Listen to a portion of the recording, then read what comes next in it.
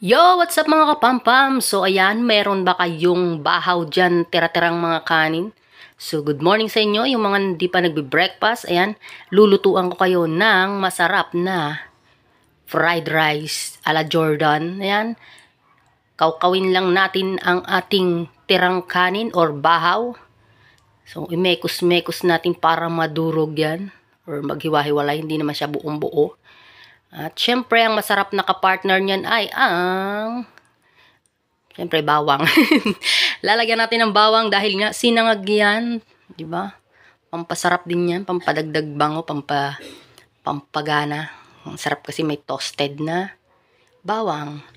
At syempre, yan, di mawawala ang pampasarap kong sikreto, ang ginisa mix. Yes, ginisa mix lang tayo. Baka naman ginisa mix. At syempre, ang tinapa na kaparis ng sinangag. So, ayan. Bumili ako sa talipapa para partner sa sinangag, di ba? So, ayan. Sa halagang 50 pesos, meron kang 8 pieces. So, medyo mahal pero okay na rin. 8 pieces ba yan? Or 9 basta. Yan. Tinapa. Tapos, syempre, hindi rin mawawala ang kapartner niya na kamatis at sibuyas. So, ayan. Let's chop the kamatis. Yan. Kumain ka ng kamatis, ikaw ay kikinis, sabi ng mga matatanda dati. So, ayan. Ganyan lang yung aking ano, yung parang buo lang. Parang ano lang, slice, hindi yung durog na durog. Pang garnish na rin. Ay, garnish. English yarn. Pang design ba? Yan. Garnish. Design. Yan. Tapos sibuyas. So, simple pero masarap na almusal ng mga Pinoy. So, ayan. Tapos na at iprito natin ang tinapa. Ayan. Pasensya na kayo sa kawali ko. Hindi yan maganda. Hindi. Lumang kawali yan. Ni father. So, ayan. Prito lang. So, isang mabilisang prito-prito. Di na natin isasagad ng mahabang prituhan. Dito na agad tayo sa, ayan, sa sinangag na ulit. Sinangag na.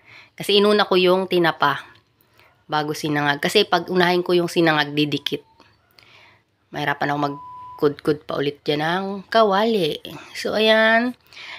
Atin lang toasted ng konti ang bawang.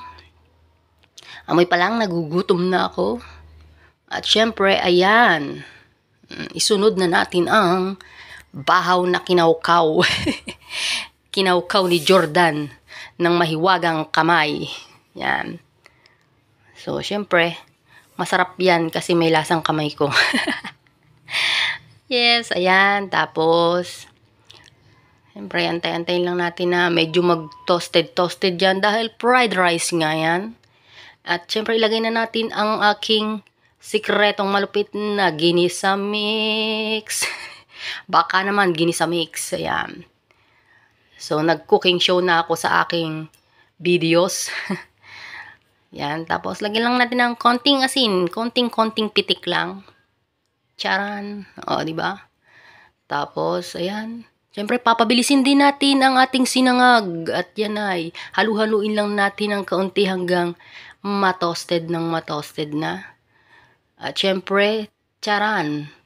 Fried rice with tinapa, kamatis, and sibuyas.